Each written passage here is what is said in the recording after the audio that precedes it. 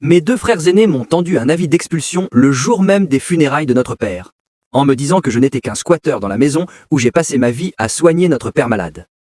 Mon nom est Lucas. Pendant 5 ans, j'ai mis ma carrière entre parenthèses pour m'occuper de mon père atteint d'Alzheimer. Mes frères, ils ne venaient jamais. Ils étaient trop occupés par leur vie de luxe à Paris.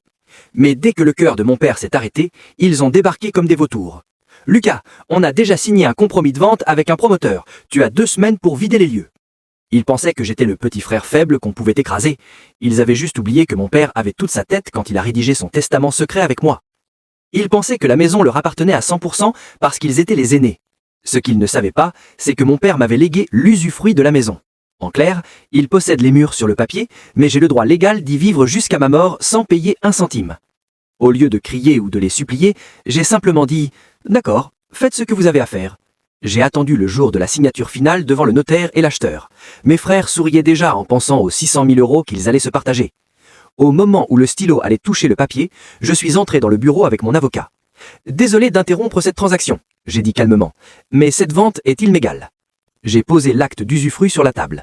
Le visage de l'acheteur s'est décomposé quand il a compris qu'il achetait une maison où il ne pourrait jamais habiter. Le notaire a immédiatement annulé la vente.